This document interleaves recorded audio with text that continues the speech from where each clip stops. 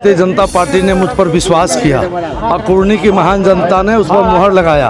उसके बाद जो है मैं कुर्नी का एकदम ये समझिए कि गली गली में सड़क बनवाने का काम किया। वर्षों से जो बाट जो रहा था पुल पुलिया उसको बनवाने का काम किया। प्रत्येक पंचायत में 10-15 ट्रांसफार्मर लगवाने का काम किया। दलित टोला में कभी बिजली नहीं जला था, वहाँ हम लोगों ने बिजली लगवाने का काम किया। और उसी विकास को देख करके 2020 में भी जनता ने मुझे ही मैंडेट दिया था, लेकिन राजद वाले ने बेईमानी करके जीता हुआ सीट अपने पक्ष में कर लिया। जनता का अपार समर्थन और आशीर्वाद प्राप्त है और 2015 से ज़्यादा मतों से इस बार मैं जीतूंगा। वो जहाँ बहुत दूर है, कुरहनी बहुत नज़दीक है। चुनाव हम लोग जीतेंगे, आगे भी जीतेंगे, निश्चित रूप से तय हो चुका है और कुरहनी की जनता मन बना चुकी है। और मैं खास करके कहना चाहता हूँ कि जो सीट परंपरागत आरजेडी का था, आरजेडी ने अपना हार मान करके अपने भाई को दिया है, उस भाई को भी पटकनी देने का काम हम लोग करेंगे। को मुक्ति मिलेगा। भाजपा जो है बिल्कुल कुरहनी में भारी बहुमत से जीत करके आ रही है। भारी बहुमत से जीतने जा रहे हैं, क्योंकि ये लोकतंत्र की धरती है और पूरी तरह से यहाँ की जनता निर्णय ले चुकी है कि परिवारवाद, भ्रष्टाचारवाद और आतंक अपराध के पोषक को कतई नहीं जीतने देंगे। बहुत याद आया, तुम मुझे न भुला पाओगे। कभी यह बोला था क्या कि शराबबंदी सफल है? मैं हमेशा यह कहता था कि यह सारा पुलिस के और राजद के जो शराब माफिया उनके साथ मिलकर यह काम हो रहा है। मुजफ्फरपुर के कुढ़नी विधानसभा में होने वाले उपचुनाव में भाजपा का कैंडिडेट कौन होगा, इस पर से मंगलवार को पर्दा हट गया है। जैसा कि उम्मीद था कि भाजपा के टिकट पर पूर्व विधायक केदार गुप्ता चुनाव लड़ेंगे, वैसा ही हुआ। पूर्व विधायक केदार गुप्ता सैकड़ों समर्थकों के साथ समाहरणालय परिसर स्थित बने गण केंद्र पर अपना नामांकन पर्चा दाखिल किया। नामांकन के बाद नामांकन समारोह में कार्यकर्ताओं का उत्साह बढ़ाने के लिए नेता प्रतिपक्ष विजय कुमार सिन्हा, पूर्व मंत्री शाहनवाज हुसैन, पूर्व उप मुख्यमंत्री तारकिशोर प्रसाद, रेणु देवी, पूर्व मंत्री जनक राम, सांसद अजय निषाद, वरिष्ठ नेता पूर्व मंत्री सुरेश शर्मा, विधायक अरुण सिंह, विधायक अशोक सिंह और बेबी कुमारी समेत कई दिग्गज नेता शामिल हुए। मंच से संबोधन करते हुए नेता प्रतिपक्ष विजय कुमार सिन्हा ने कहा कि ये अपराधियों को संरक्षण देने वाली सरकार है। मुख्यमंत्री नीतीश कुमार अपराधी और भ्रष्टाचारियों की गोद में बैठ गए हैं। ऐसी सरकार से जनता को मुक्ति दिलाएंगे। वहीं भाजपा के प्रदेश अध्यक्ष संजय जायसवाल ने आयोजित प्रेस वार्ता में अति पिछड़ा राग छेड़ दिया है। मीडिया से बातचीत में संजय जायसवाल ने नीतीश कुमार के द्वारा बनाए गए अति पिछड़ा आयोग पर सवाल उठाया है और साथ ही हिंदू अति पिछड़ा और मुस्लिम अति पिछड़ा लोगों की हकमारी की बात कही। इन तमाम बयानबाजी में अब देखना दिलचस्प होगा कि दोनों धूर विरोधी में से जनता किसे जीत दिलाती है।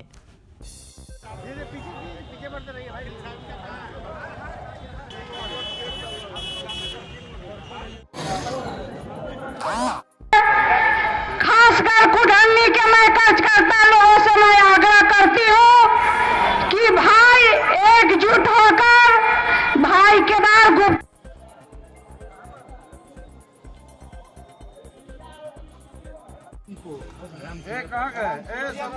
भारतीय जनता पार्टी ने मुझ पर विश्वास किया और कुर्नी की महान जनता ने उस पर मुहर लगाया।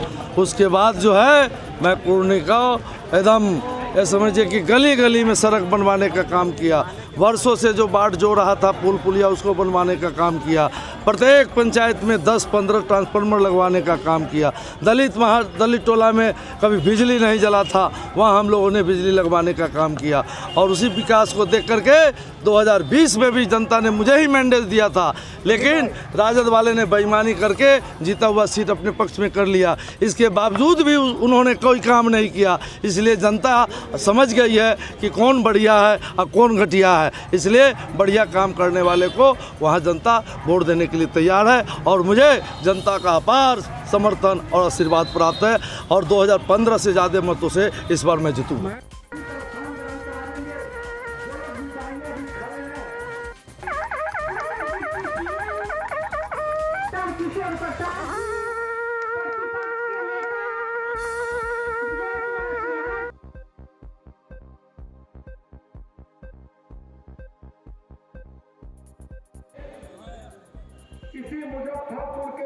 हमारे यहाँ कोई परिवारवाद नहीं है। हमारे यहाँ सबका साथ, सबका विकास और सबका प्रयास से, आप सभी लोगों के प्रयास से हम सभी लोग आते हैं। आप जानते हैं कि हर गांव, हर छोटे बड़े जो महिलाओं की आवश्यकता होती है वो भारतीय जनता पार्टी हमेशा किया है। और ये लोग जो कहते हैं कि हम अति पिछड़ों के मसीहा हैं, मैं पूछना चाहती हूँ कि अति पिछड़ा का कब हुआ? जब कर्पूरी ठाकुर जी थे उस समय वित्त मंत्री कैलाशपति मिश्र जी थे, उस समय आरक्षण हुआ। पिछड़ा का कब हुआ? जब भारतीय जनता पार्टी 2005 में जब सरकार बनाने में शामिल थी तब पिछड़ों का आरक्षण हुआ। और आज जब सुप्रीम कोर्ट ने कहा कि 3 बार आरक्षण का संशोधन करके करना है, इन्होंने आपाधापी में ये जो है नगर निकाय चुनाव करने का काम किया। और आज अगर आप देखेंगे तो मेंबर कौन बना है और किस तरह से ये 5 दिन में जो है 1 महीने का जो ये है, कैसे आप सर्टिफाई कर सकते हैं कि कितना भी पिछड़ा है, कौन सबसे पीछे बैठा हुआ है? तो इनका जो है वो पता नहीं है। ये कहते हैं कि हम पिछड़ों के सरदार हैं, लेकिन उसकी नजरिया जो है वो गोपालगंज में बैठने के लिए मिला है। उसकी नजरिया जो है मोकामा में बैठने के लिए मिला है। और कुरंगी में तो हम पूरा कमल ही कमल हमारे जनता की आएगी, क्योंकि 24 में आपका नो वैकेंसी, वहाँ नरेंद्र मोदी का वैकेंसी है। और नरेंद्र मोदी ही 24 में प्रधानमंत्री बनेगा। तो आज इसकी झांकी है, आगे तो हम बैठने वाले हैं ही। जो आप सोच रहे हैं कि हम अकेले हैं, अरे हम क्या, हमारे साथ पूरी जनता है। भारतीय जनता पार्टी के साथ, भारतीय जनता पार्टी अलायंस के जो हमारे लोकसभा के साथी हैं, ये दोनों के साथ पूरी जनता है।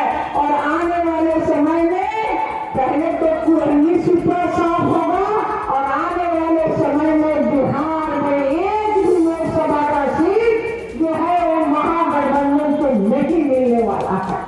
क्योंकि आप देख रहे होंगे जिस दिन से ये सरकार आई है, जनरल राज 3 का जो है स्थापना हो गया है। रोजमर्रा हम लोग तो जब देखते हैं, न्यूज पे बैठते हैं तो दिमाग खराब रहता है।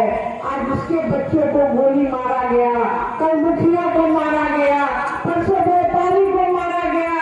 इस तरह का रोज का रोज हमें लगता है कि जितने दिनों से सरकार है कोई एक दिन ऐसा नहीं है जिस दिन हत्या नहीं हुआ। आखिर हत्या किसने किया? कौन लोग हैं? क्या पकड़े जाते हैं? क्या उसका कोई काम होता है? और किस कारण से उसे लिपा पोता करने के लिए काम होता है? आज शराबबंदी में कौन जाता है? शराबबंदी में जो जितने गरीब लोग हैं उनके तो लोग उसका धंधा करता है जो महागठबंधन है। लेकिन गरीब के बाल बच्चे जो हैं, जो पीते हैं, नशीली जो शराब दवाइयाँ देके जो देते हैं उसमें मर जाते हैं। और जो बचते हैं वो जेल के सराखे में है। आपके कितने बड़े लोग जो है वो जेल के सराखे में ही। आप बताइए, कृपया करके जनता को बताइए, कब ये चिंता हटेगी? आप सारे पुलिस को शराब में झोंक देते हैं। बिहार में प्रचलन हो गया है। हर कोई कह रहा है माई समीकरण, एमवाई समीकरण।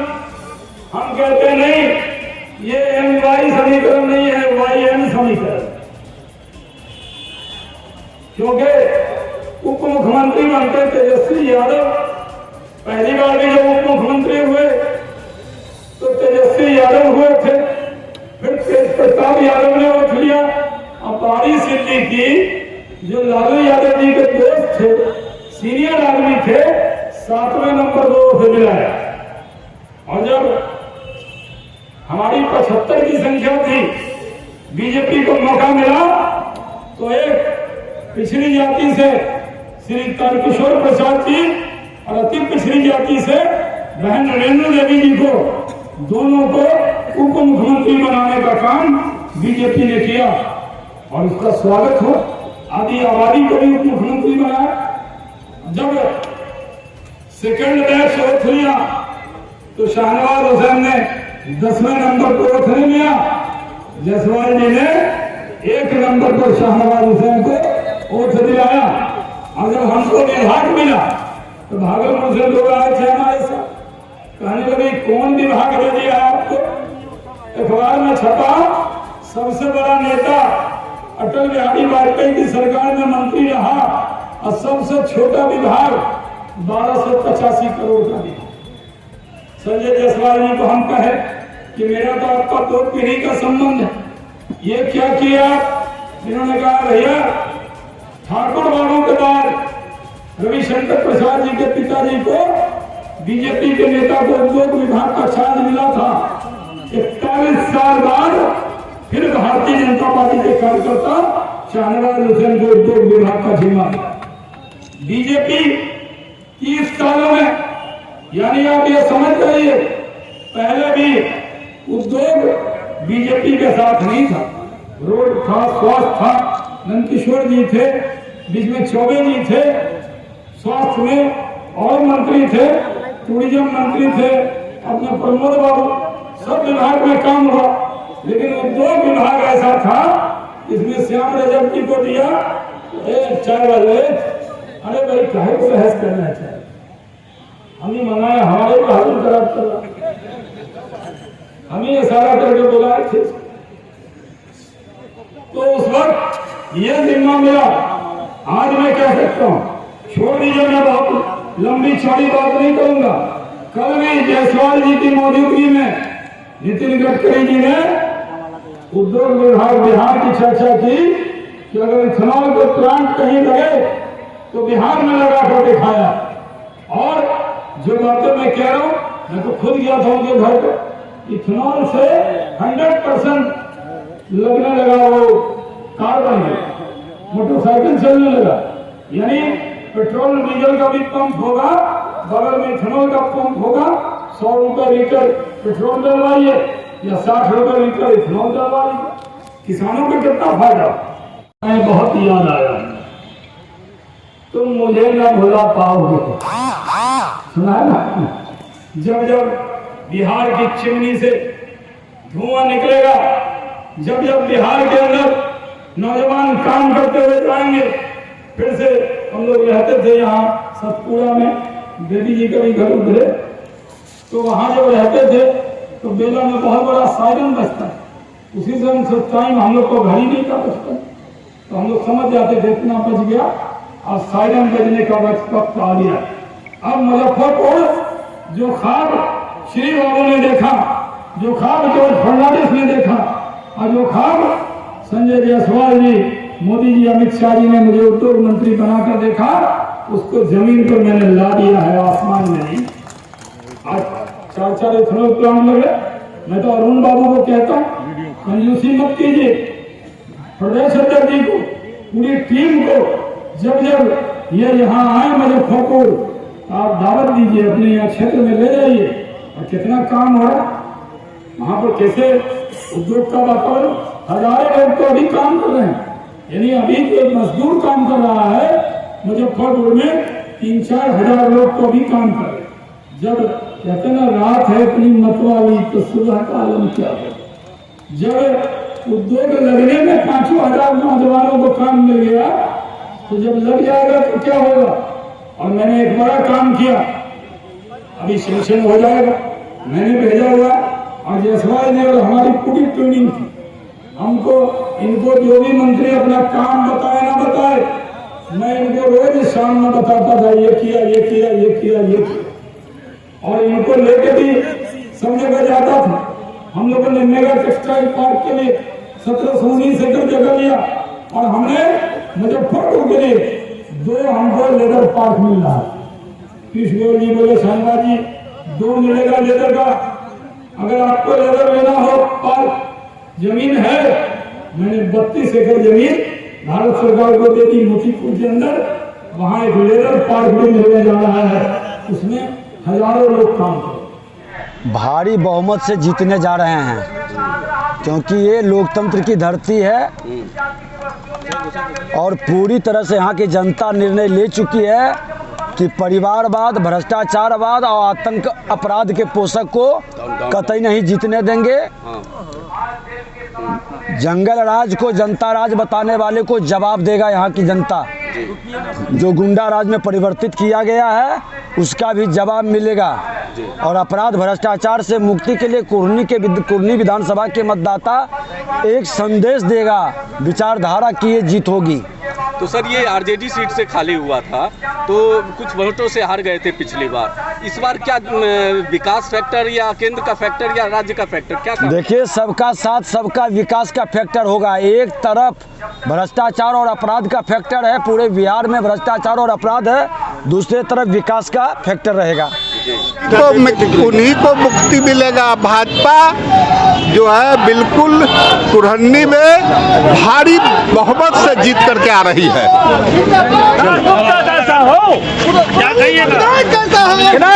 देखिए, जनता कुर्नी की जनता मन बना चुकी है। पहले वाले को भी देखा, मुझको भी देखा, मेरे बाद वाले को भी देखा, और तीनों को देख के जनता निर्णय कर चुकी है कि मुझे किसको अपना प्रतिनिधित्व देना है। और आपके सामने एक बार फिर से देखिए, इस बार पहले 15 में जितना से कुर्नी की जनता हराया तो उससे ज़्यादा वोटों से हराने के लिए कुर्नी की जनता तैयार है। बोचहा बहुत दूर है, कुरहन्नी बहुत नज़दीक है। चुनाव हम लोग जीतेंगे, आगे भी जीतेंगे, निश्चित रूप से तय हो चुका है और कुरहन्नी की जनता मन बना चुकी है। और मैं खास करके कहना चाहता हूं कि जो सीट परंपरागत आरजेडी का था, आरजेडी ने अपना हार मान करके अपने भाई को दिया है, उस भाई को भी पटकनी देने का काम हम लोग करेंगे। घोषणा करने में काफी विलम्ब पार्टी का घोषणा तो बहुत पहले हो चुका था, आप लोगों को मैं तो बता दिया था। निश्चित रूप से नॉमिनेशन में भी 2 दिन बाकी है, बहुत पहले हो गया। चलिए, सब लोग कह रहा है कि ये सफल नहीं हो पाया बिहार में। आप भी सत्ता में करीब 7 साल साथ में रहे शराबबंदी के बाद भी। अब भाजपा का स्टैंड क्या लगता है कि क्या शराबबंदी? मैंने कभी यह बोला था क्या कि शराबबंदी सफल है? मैं हमेशा यह कहता था कि यह सारा पुलिस के और राजद के जो शराब माफिया उनके साथ मिलकर यह काम हो रहा है। और नीतीश कुमार जी को बहुत बुरा लगता था, उनको लगता था कि सब जगह शराबबंदी है। जब मैं यह कहता था कि राष्ट्रीय जनता दल के जो नेता हत्या और अपहरण का काम करते थे, आज वही शराब बेचने का काम करते हैं। यह बात सत्ता में रहते हुए प्रेस में मैंने कम से कम 5 बार कही है, और तो नीतीश कुमार जी को यह बात बुरी लगती थी। आप लोगों के भी माध्यम से जब मैं बोलता था और तब आप लोग नीतीश जी से पूछते थे तो बुरी लगती थी। आज उनके कांग्रेस के नेता कर रहे हैं, उनके जदयू के नेता कर रहे हैं, और दुनिया में यह एक ऐसा सच है जो नीतीश कुमार के अलावा सब जानते हैं कि नीतीश कुमार जी के अफसर मिल करके शराब का व्यवसाय करते हैं। यह सारा पुलिस की देखरेख में होता है। एक बात और आ रही है कि जो अनुसूचित वर्ग के लोग हैं उनको टारगेटेड करके बड़ी संख्या में जेल में बंद, कभी मंच पे बात आई थी, और क्या इस पे मैंने पहले भी कहा है कि जो बेचारे गरीब वर्ग हैं उनको कहीं आपने शराब पीते हुए देख लिया तो आप उसको गिरफ्तार करके जेल भेज दिया। आपने 3.5 लाख लोगों को जेल भेजा। लेकिन जो शराब का व्यवसायी है, जो गोपालगंज से चुनाव लड़ा था, वह शराब का व्यवसायी था, उसका शराब घोटाले में केस पकड़ा गया और उसके बाद भी आप उसको टिकट देते हैं। आज भी आपने कुर्नी में जिन माननीय को टिकट दिया है उनके बारे में पूरे सोशल मीडिया में जिस तरह से शानदार तस्वीरें आ रही है, यह बताता है कि यह कानून ही नीतीश जी ने बनाया है केवल पुलिस को शराब के लाभान्वित करके ऊपर तक पहुंचाने के लिए। उनको कोई शराबी से, शराब बेचने वालों से किसी तरह की चिढ़ नहीं है। वह बिहार में एक पैरेलल आर्थिक व्यवस्था रखे हैं। नहीं तो जिसके खुलेआम शराब पीने की तस्वीरें आज पूरे बिहार के सोशल मीडिया में हैं, उनको आप टिकट देते हैं। जिन पर आबकारी घोटाले का केस होता है, जिसको अरेस्टिंग का वारंट है, जिनकी कंपनी पकड़ी जा चुकी है, उसको आप टिकट देते हैं। इस तरह के लोगों को टिकट देके आप क्या सबूत देना चाहते हैं? इसीलिए कि भाई सिंडिकेट बनाओ, सिंडिकेट बना के शराब का व्यवसाय करो, कोई दिक्कत नहीं है, कहीं भी पियो, कोई दिक्कत नहीं है। लेकिन मैं भाषण दूसरा दूंगा कि हम महज कुछ वोटों से हारे थे। यह चुनाव जो है हम नरेंद्र मोदी जी के कार्यों पे, केंद्र सरकार के कार्यों का एक तरफ आकलन रख रहे हैं और दूसरे तरफ महागठबंधन के कार्यों का आकलन रख रहे हैं। जनता खुद तय करे कि इस बिहार के लिए जितना नरेंद्र भाई मोदी जी ने किया है वह ज़्यादा है, या जो ये लगातार धोखा देने का काम करते रहते हैं उनके बारे में जनता को निर्णय करना है। पर मैं जनता से उम्मीद करता हूं कि केदार गुप्ता जी ने लगातार सेवा की है। दूसरे तरफ जो दूसरे उम्मीदवार हैं वह चावल घोटाले से लेकर के कोई ऐसा घोटाला नहीं है जहां पे वो शामिल नहीं रहे हों, और उनके समय में बहुत ज़्यादा प्रताड़ित किया गया था। एक गरीब अति पिछड़े का सीट छीन करके पुनः, मैं स्वच्छ शब्दों में कह रहा हूं, यह पूरा कोई समझौता नहीं है, सिंडिकेट के द्वारा एक अच्छी राशि राजद को दे दी गई और उसके एवज में यह सीट खरीदा गया है, और एक और आदमी को भी राशि दी गई है कि यह कैसे भाजपा के वोटों का बंटवारा हो, उस हिसाब से तुम अपने कैंडिडेट का चुनाव करो। यह चुनाव सिंडिकेट बनाम आम जनता है और कुर्नी की जनता को यह फैसला करना है। दूसरे व्यक्ति की चर्चा करें, क्या वो भाजपा को प्रभावित? मैं किसी व्यक्ति का नाम नहीं ले रहा हूं, लेकिन मुजफ्फरपुर का हर व्यक्ति जानता है कि कौन सिंडिकेट चलाता है, किस सिंडिकेट के कौन कौन गैंग मेंबर हैं, किस तरह से एक साजिश के तहत जो लोग कल तक भाषण देते थे मैं स्वयं चुनाव लड़ूंगा, फिर जब सिंडिकेट जो आज्ञा देगी उस हिसाब से काम करेंगे।